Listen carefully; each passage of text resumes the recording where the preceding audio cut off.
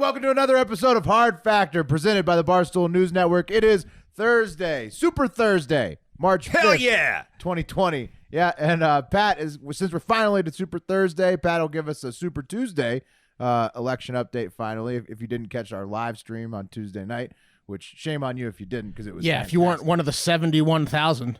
Hey guys, I want to make something clear. We are going to try on future shows where we do a live stream. We're going to try to give you the update of what happened that evening on the next morning show. Yes, we've gotten a lot of feedback asking for that. So what we are being asked to do, they're not asking us to do this, but what we would have to do is do the live show and then do a podcast later. Like afterwards, so it's good. Late into the night.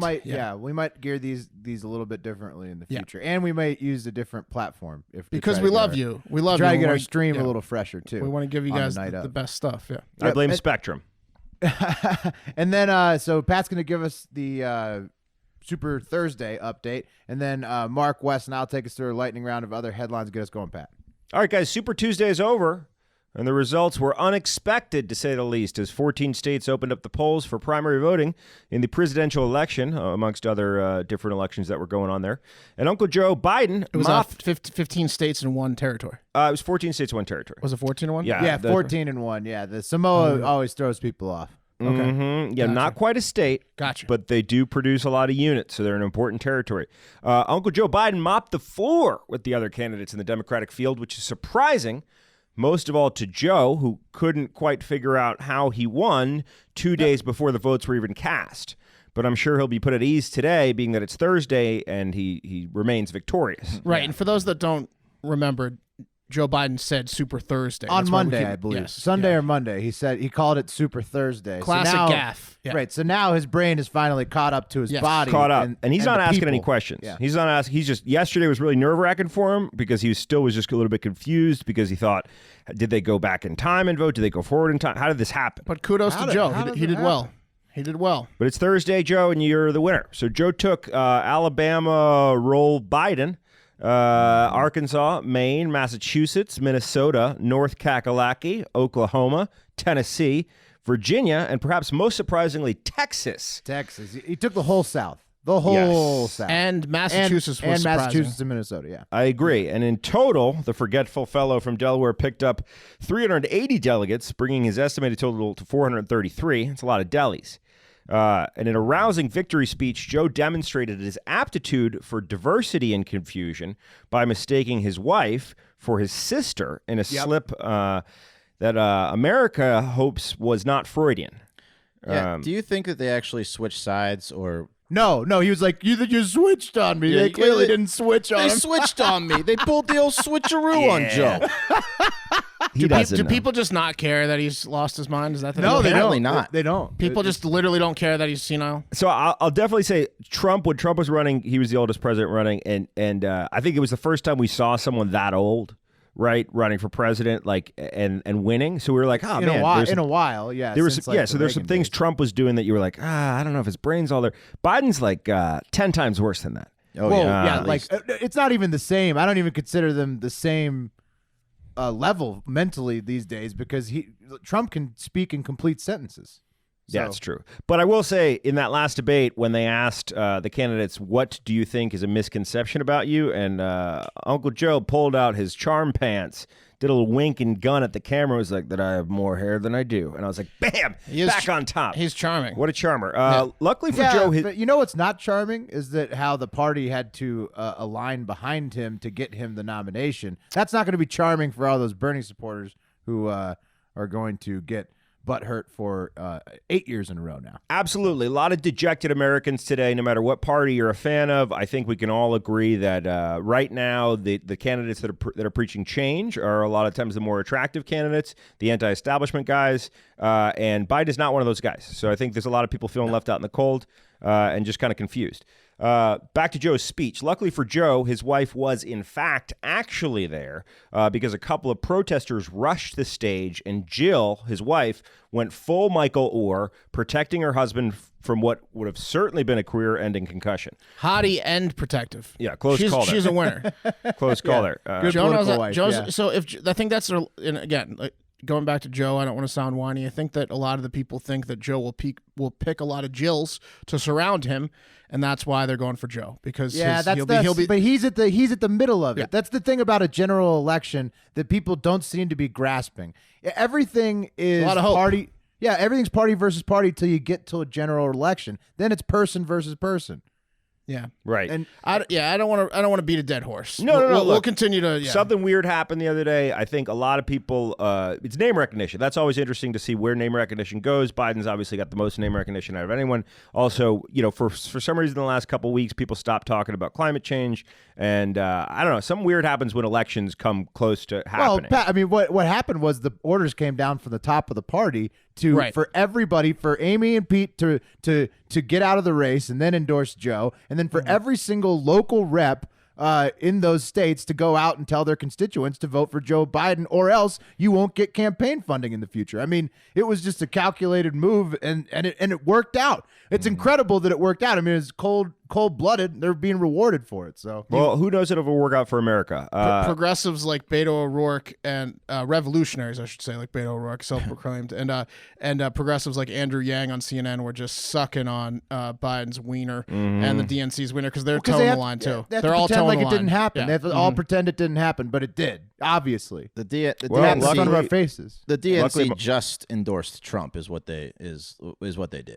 right? Yeah, That's one way of looking at it. They're just running scared. Anyway, guys, some but not enough states were feeling the burn, leaving Bernie Sanders understandably frustrated. Burn Dog won the powerhouse that is California. He won the Mormon stronghold that is Utah. He won Smoke Weed Every Day, Colorado. Are you allowed to vote shirtless in California? Yeah, absolutely. Okay. Yeah, it's in their state constitution. And he won Vermont. So, whoops. He picked up a respectable 388 delegates, bringing his estimated total to, well, let me get the estimated number for you guys. No, I think he's at 388. He picked total. up 308. Excuse me. 388. Yeah. He had like 50-something before. He's behind Joe, and he lost to Joe overall in delegate count on Tuesday, and he was behind to go in, and now he's behind by like 50 delegates. It's crazy. And things would have been really different, too, if it weren't for that pesky Warren, who's like an anchor dragging down the USS Bernie. Let's kick it over to the other candidates. Like all rich kids who don't win things, Michael Bloomberg pretended that he lost interest in the game and officially dropped out of the race on Wednesday. Yeah, he's now bragging about how much money he's going to spend on Joe Biden.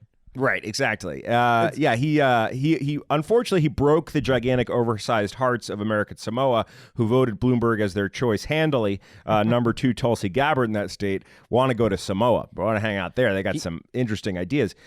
He ran so many ads in American Samoa that they were like North Korea out there. They thought he was probably like the new God. They thought he was God. Yeah. They're like looking up in the sky. But guys, I think it's time to Statues of Bloomberg popping up. well, they just got the one channel. He dominated the marketplace. Let's take some time to look back at Bloomberg's bizarre campaign. So Stop and Frisk Mike was in the race for roughly 118 days, spending a staggering $570 million of his own cash on his campaign, mostly in the advertising space. That breaks down to about 4.8 million cheeses a day, or roughly 68 million cheeses for each one of his 9 delegates. And look, guys, I'm not saying those 9 delegates aren't sick. They're sick. But for a moment, let's explore what Mike could have gotten instead of those 9 delegates. So he could have bought every single American a McChicken. Yeah, that was a great tweet though. That we got the person that thought that $1 million was $1 million each. No. Bad math. It's $1.50 each. $1. Yeah. Dollar and change. Yeah, McChicken with some ranch sauce, or according to feedingamerica.com, he could have fed a million hungry families for a year. He could have built 33 Mount Rushmores of himself, which I bet in 200 years or so would have achieved the same effect as winning president, because people would have thought that he was president. Mount Rushmore's pretty cheap. Yep. Well, and I that's did the really inflation. cheap. I would think that you'd have to spend all that money to build a new Mount Rushmore. 33 of them. I did the inflation calculation as well. He could have purchased the Weather Channel twice. Here's one I found that I thought was interesting. He could have won like the Mega Millions or Powerball if he purchased every combination, which is like 303 million. He could have easily won either the Mega Millions or Powerball if he just waited till it was over 303 million. So he could have won both of them essentially by buying all of the combinations. Oh wow! Dangerous situation there, though, Mark, is you might have to share the jackpot. True. Yeah. So they outlawed that after that Australian dude did it. I think he did it to the Virginia lottery way back in the day. He bought less combos. Yeah. Yep. Less combos in Australia. Yep. Anyway, guys, all those things would have been better uses of his money than this. Let's chat Warren for a second. I think her defeat on Tuesday was best summed up by CNN's Dana Bash, who said, quote, and she's talking about Warren's loss in Massachusetts. She lost to a man who never even campaigned in her state. She's the senior senator in Massachusetts. It's an embarrassing defeat. But instead of calling it, Warren gave a speech on Tuesday evening vowing to never give up and probably talking about how she once wanted to be a teacher. Problem is, guys, with until coronavirus, Thursday. I know. With coronavirus afoot, though, there's no way that Warren can sustain her main outreach program of taking selfies with everyone with a phone. She didn't take selfies after the defeat. It was the first time ever. She just got on the plane. selfie line? Oh, my goodness. Oh, man, that's bad. The campaign's over. She's quitting. Hang the boots up, lady. So here we are, guys. Uncle Joe looking like he's going to get the nomination, right? Well, maybe, but the New York Times poll aggregator currently has Sanders still leading in terms of popularity at 28%, with Biden at 17%, Warren at 14%. So imagine how good Byrne will look. Yeah. I mean, if Warren drops, so the future of the race is if Warren drops, Bernie has a chance to have a huge Tuesday next week with Michigan, because he's got a maybe not a huge amount of following there, but a very strong following in Michigan. So, he could make a bounce back and make this thing. I think Biden wins race. it even if Warren doesn't drop out, and I don't think Warren's dropping out anytime soon. Yeah, we'll see. That's a big. Warren is the linchpin of the. I don't think Warren likes Sanders that much. Remember, they got in that tiff. We were talking about that earlier. And our boy Tom Starr tried to break it up because he's a peacemaker. Yeah. R.I.P. Tom she's Starr's dropping campaign. out. Trump won every state handily. In other news, Washington. In other Washington news, Chief Justice John Roberts released a statement chastising Chuck Schumer's comments at a rally that he made. There was a rally for abortion rights advocates, and he said, quote, "I want to tell you, Gorsuch, I want to tell you, Kavanaugh, you have released the whirlwind, and you will pay the price. You won't know what hit you if you go forward with these awful decisions." And John Roberts came out essentially saying that was a threat, and what you're doing there is emboldening people to incite violence. People are pissed. Yeah, it was a crazy. This is about Schumer's speech. Yeah, that was a crazy speech. After he got off the stage, you should check out the videos of what they were screaming right after he got off the stage. That I'm not going to repeat it. Compliments? I would get in trouble. Compliments? No, it was pretty nuts. Well, we'll check the video, guys. And hey, real quick, if you want to make a little bit of money with us, you can gamble on these primary elections that are continuing through the next month or so. You just got to go to predictit.org/promo/hardfactor20. It's the website where you can gamble on the news and politics in a stock market format. If you go to that unique URL I just mentioned and you deposit $20, we will match your first $20 deposit. Us for our Alpha Cash Dads. Big Thicket debuts this week. Big Thicket debuts on our Friday show. It's our pick show, our predicted pick show. So we'll tune into that if you want our picks on how to make some money. But it's predictit.org/promo/hardfactor20. Sweet. All right, I'm back. And I'm going to talk. I'm going to talk about the coronavirus. I'm back on Corona because I'm not scared of it. I'm sick of it, but I'm not scared of it. I hope all of our wildly public events go through at South by in a few weeks. So today, I'm going to do a literal lightning round of Corona news. All bad, pretty much all bad. So the World Health Organization declared that the coronavirus mortality rate is 3.4%, higher than previously reported. The rate is low, like well below 1% for people that aren't infants or elderly, but that's higher than was expected. South Korea confirmed 3 new deaths and 438 new cases. Yeah, what's that, Will? Oh, nothing. It's very low. It's like one. Our age group is like 1 in 1,000. 0.1%. Yeah. South Korea confirmed 3 new deaths and 438 new cases of coronavirus on Wednesday. That's 35 deaths and almost 6,000 cases for them. 14 new cases of coronavirus in Malaysia. Italy is closing every single one of their schools and universities across the country from today until at least March 15th to try and slow down the spread of the virus. The Pope tested negative. Here's the good news. The Pope tested negative for coronavirus after he fell ill and canceled events days after showing solidarity being near coronavirus victims. So thank God. Lockheed Martin suspended work at the F-35 F-35 fighter jet factory in Japan as the virus continues to spread there with well over 1,000 confirmed cases.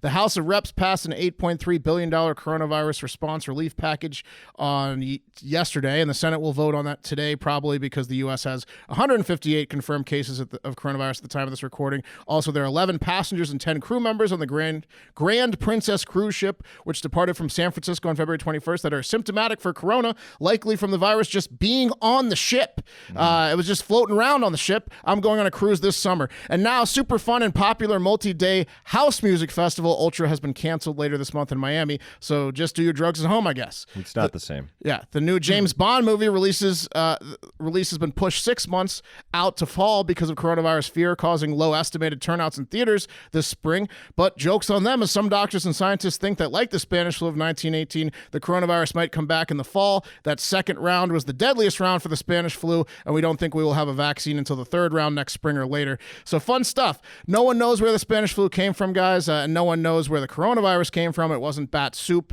and it wasn't.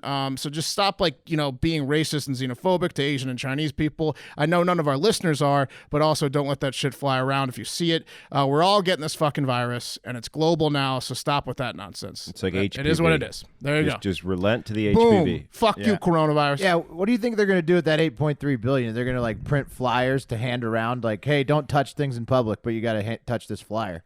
I think they're going to print. That would be effective. I think they're going to pay 3M to print masks. I think they should ask Mike Bloomberg what the best way to spend that money might be. You know what they should do with this coronavirus, honestly, is just kind of, it's going to happen.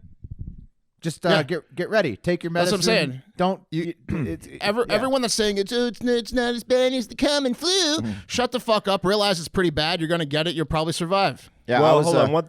I was listening to the news today, and there was a guy that runs a home for old people, retirement home or whatever, and he was like, under the direction of the president, we're no longer going to concentrate on abuse and neglect. We're just solely going to concentrate on the coronavirus. So, nobody's going to get coronavirus in these old homes, but they're all going to be, neglected and abused, according to this guy. Well, it's old people it's going after, that's for sure. Yeah, for sure. Yeah. Guys, I want to give a little bit of context here. So in the 2018 to 2019 flu season, about 35 million people got the flu, 34,000 died.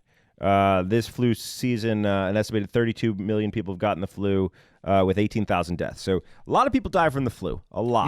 You know who shouldn't get the flu is not comparable to the coronavirus. The coronavirus is about 34 times more deadly, and it's just round one of this motherfucker. The coronavirus it's a pandemic. Well, you just it is by far the worst thing since the Spanish flu. It would be. And we better hope it's not going to come back in the fall mutated, because it's you can't even fucking. It's not in the same ballpark. People comparing it to the common flu are assholes. Well, Yes. who's gonna have trouble with this thing is either of the Democratic frontrunners if they catch it. So let's move it on to Space Mountain. We got to get it going. Where I have been sitting at the top of Space Mountain, smoking weed, reading space stories, and teasing my brain with all the new possibilities lurking in the cosmos this week. Shout out listener Charles, Heart of Hive leader Charles, for tossing these over my direction.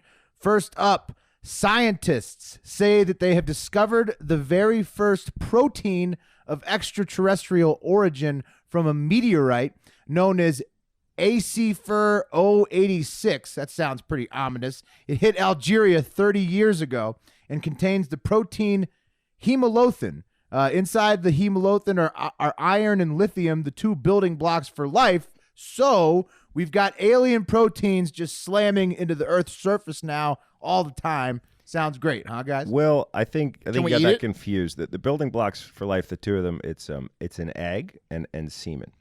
You're incorrect. It is the two that the scientists said are the building blocks for life. I don't know. They say that these proteins are similar to the ones that we already have on Earth, but nobody is telling me that it's definitely not the start to an alien invasion where the proteins take over the scientists' bodies and then the scientists slowly infiltrate our society, in like a Nairobi type scheme. So you always got to be careful out there. Make sure to use a lot of Purell. Don't get the coronavirus. Make sure you're looking for people with lizard eyes. So don't trust them.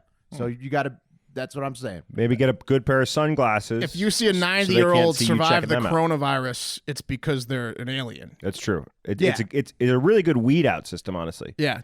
Yeah. So you just want to be careful because we have extraterrestrial proteins lurking around on Earth. You don't know what these things could do. Next up, scientists have wowed us once again with their big brains. They spend a lot of time looking for new Earths or new habitable planets since we're allegedly destroying this one too fast. Well, they've now confirmed the existence of G940b, only 90 light years from Earth, basically our next door neighbor in the cosmic sense. Sure. The researchers used the Habitable Zone Planet Finder, or HPF, in Texas to confirm the planet's presence, which was first spotted in 2019 by the Kepler. So yeah, it was spotted by a scientist that was already taken over by an alien, and he just magically found this planet. Well, no, they've been scanning. I'm kind of unimpressed by this, actually. They scan constantly the sky looking for these Earth-like habitable planets. This one's so close to us, and they just now found it in 2019. It's terrible. Yeah, they're lazy. Hey, Yeah. Will, by the way, have they said whether or not you can smoke those alien proteins or not? Or eat them? If you smoke it, I'm putting you in a chamber and probably blowing your brains out after whatever happens. Will's going to come find you. It's pretty square, you Will. Okay. Well, this is what the scientists say about this new habitable planet. Quote, G940b is amongst top 20 closest transiting planets known, which makes this discovery really exciting. Further, due to its large transit depth, G940b is an excellent candidate exoplanet to study its atmospheric composition with future space telescopes. I mean, what are the chances they're just making this shit up to keep their jobs at this point? High. That would be very awesome. high. Yeah, Very high. I think very high too. And if It's so, just they a need to picture, hire like, me. I'd like that. Similar to Earth, like it's just like a same colors, same. man. The continents are shifted a little bit. Nobody got a can really performance- check their information. They've There's got three the moons. only one. Two. We said two moons. Two moons. Got a I performance think review I coming found up. out from doing this job that if Hard Factor doesn't work out, I'm just going to start like a space blog and just be like a crazy space blogger. I'll read it, Will. Oh yeah, I know. I'll have 4 readers. You guys in Hardo Hive. So basically, we may have found Elon's next target after Mars. There's also a potential superplanet orbiting even closer on a star called Proxima Centauri b. That's only 4.2 light years from Earth. So I don't know why the fuck they're looking at this one 90 light years away. Maybe look at the 4.2. Scientists With a way don't- cooler name, too. Right. Not G940 pounds, but Proxima Centauri? I'm in. Yeah. So Sounds I don't lush. understand. I don't understand why scientists have to be so confusing. There's something 90 light years away. There's something 4.2 light years away. Wes nailed it. They're making this shit up. They're You making should it write a up. letter, Will. Yeah. Well, I'm no scientist. I'm just telling you guys what they said, and that's Space Mountain. All right.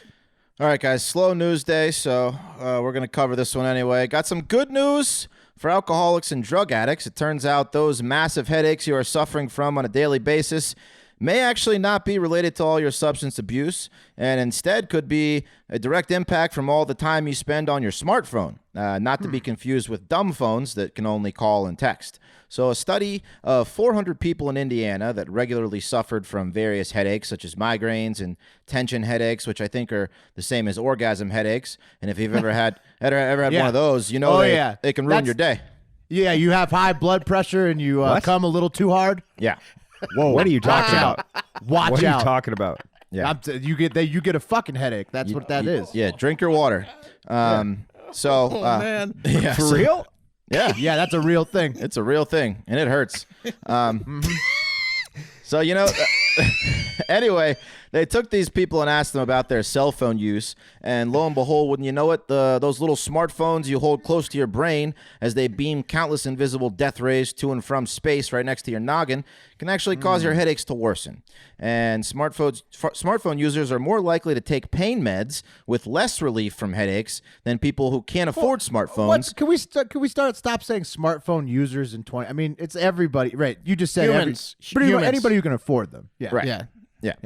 Yeah, anyone that can afford the smartphone study Homeless finds- people have smartphones. They do. I see them all the time. I think their families pay for them, and so they can check and find out if they're alive. That's a good idea. Yeah.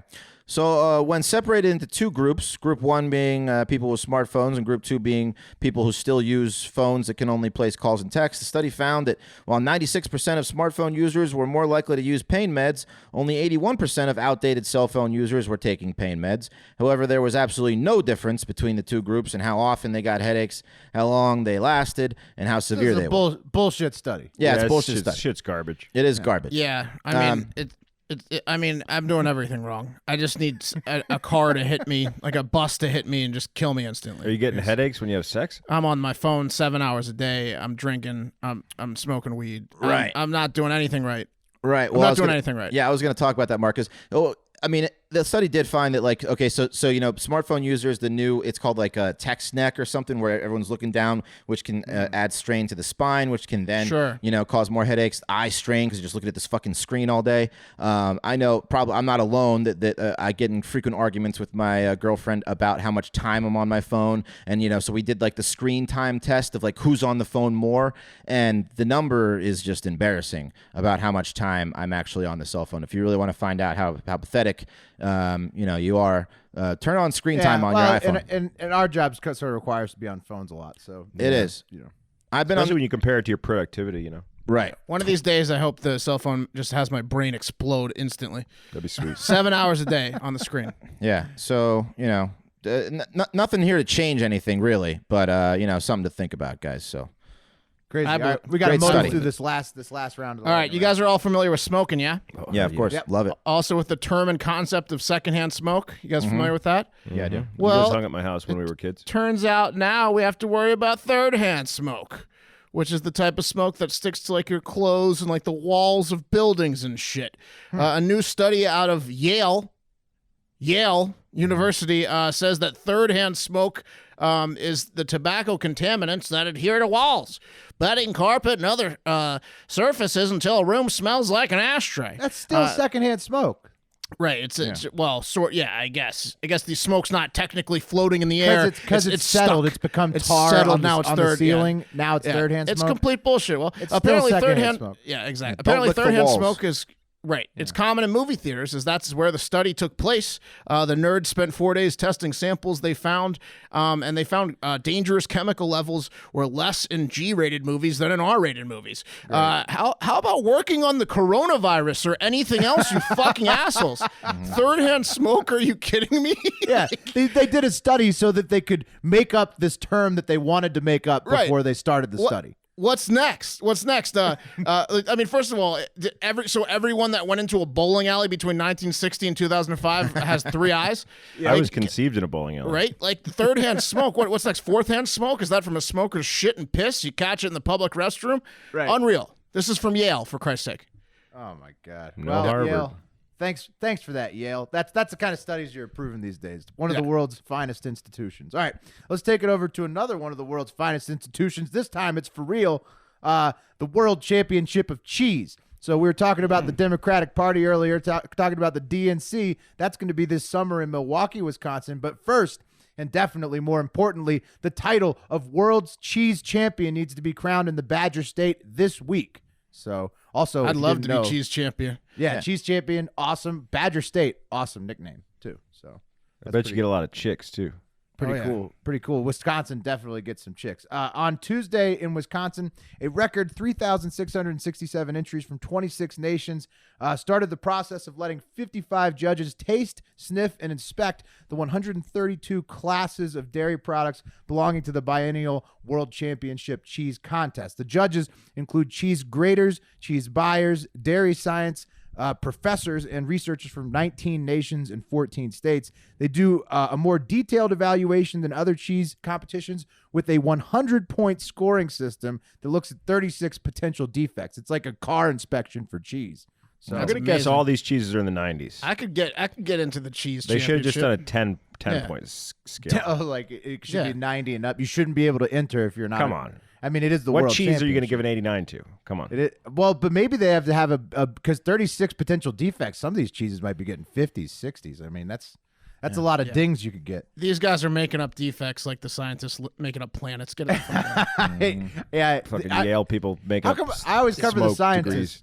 I always cover the Third-hand cheese scientists who defects. are just making up their own facts. The last time this competition was held in 2018, a hard sheep's milk cheese called Esquirot, definitely not saying that right, made in France at Molion Fromagerie won top honors, and this year's winner will be crowned today, this Thursday. Watch it live tonight at 8:15 p.m. Central at www.worldchampionshipcheese.org. I will. I absolutely will. I wonder why they took 2019 off, It happens. It's a biennial it's biennial, competition. okay. Ooh, Although big prize. Exactly. It's like the World Cup of Cheese. And although they're not worried about the coronavirus spread at this time, extra hand sanitizers have been strategically placed throughout the competition grounds in Madison.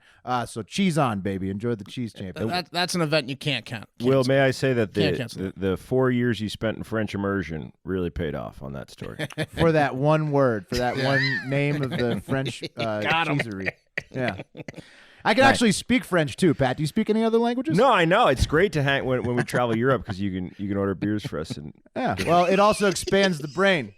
Lets you think a little bit more than what your one closed-minded lib big J view. He could have a 2-sentence convo. I'm fluent. Cheese I can king. speak French. Where's the cheese? None of you guys could speak another language. Okay. Uncultured fucks. Un poquito, Will. Un poquito. So, Touched a nerve. he's proud of his language. guys, normally businesses follow the old adage, the customer is always right. It's a good rule of thumb, though it has been disappearing slowly and surely over the decades. It is still a good principle to live by. However, one Olive Garden manager in Indiana should have thought a little harder before adhering to that adage with one customer, because the customer was a raging bigot, and trying to appease his racist request got the manager fired for racial discrimination. So what happened is that a racist piece of shit walked into the Olive Garden and requested that the manager provide her with a server that, quote, wasn't black to serve her a hot cup of water. And Whoa. So this is a pretty common request in Olive Garden. So I'm pretty surprised that this manager didn't have this in his training manual and know how to react. You think it's common for Olive Garden? Just saying. What was last What time? is that? What is that supposed to What was mean? last time? Yeah, that's a real shot at Olive Garden patrons. Oh, bro, and I'll fucking take a shot. What is that I'll take a supposed to shot. mean? Olive Everybody that Garden- goes to Olive Garden's racist. You know that. Olive Garden is not what you remember it to be. I promise you that. I promise you that. And the hot water? Get in there. You will be surprised. Oh, man. I had a great experience not too long ago at Olive Garden. Anyway, Bilingual people and Olive Garden patrons need to watch the fuck out. Yeah. Pat's gazing you down. Anyway, being the idiot the Olive Garden manager is, he said, "No problem, ma'am. Billy here will take care of you." No, he didn't say that, but which of course goes against Olive Garden's racial discrimination in the workplace policy. The customer then really started to show the main root of of her problem, and that is that she was completely insane. She began yelling at the hostess, Amy Donahue, telling another employee that Donahue should go work at a strip club, referred to her as the other one, and asked if Donahue was black or from America, because surely she couldn't be both in this deranged woman's head. Yeah, and she's like a time traveler from the South in the 1800s. You call me an elitist? Classic Olive Garden. This woman's an elitist. Just a classic patron of Olive Garden right here. It's your everyday Olive Garden. I'm telling you, man, it's different today. Yeah, Olive Garden is going to suffer from this one. Anyway, in a statement from Olive Garden, they said, "We have zero tolerance for discrimination of any kind, and the manager involved no longer works for our company." I mean, clearly the manager's a moron who was just trying to avoid a big scene, but obviously you should have just kicked the old bitch out instead of adhering to her racist request. It's weird to me. Yeah, the NAACP they is say on the it. customer's always right, though, Wes. That's what I'm saying. I mean, that's what they say. But when she's a racist piece of shit, you kind Unless of got they're racist. You got to stick up for your. Are you a customer if you order a hot water? I don't think so. Yeah, not technically. That's a good call. Yeah, I don't think she was a customer yet. Yep. Yeah, not yet. They should make that rule. You know what? They should print that rule on restaurants. If you just order a water, you're not a customer. Yeah, it does not give We're you the gonna right to be treat you racist. like shit until you put an app. Now, if you get the taste of Italy, you spout off at the mouth Was it the tour of Italy? with whatever you. Then you're faced with a real dilemma. Yeah, if you're spending $16.99 on an bottomless entree at Olive pasta? Garden, Have you been to Olive Garden We'll give you recently? any race a waiter you want. yes, Okay. I've been within the last year. Well, I go to check in with America. People know where we live. So does that you're make you a specifically racist? referring to Austin, Texas, Olive Garden Talk patrons. about the one at Lamar in 71. Yeah. That's one of two left, I think. All right. All right. Anyway, that's going to do it for Hard Factor. Thank you again for listening. We will have another live debate stream for the debates next week, right? I assume after the elections this weekend, the primaries this weekend on the 10th. So we'll have a little more information there. Subscribe on YouTube. All of our videos are coming out daily there now. So if you want to see just how fat we are and how good looking we are, go check out the podcast there. It's a great way to ingest it. Follow us on Twitter, Instagram, 512-270-1480. It's now in our bios on Twitter. So if you want to leave us a phone message on that, please do, and we will get to some maybe Friday. And most importantly, have a great fucking day. Oh, yeah!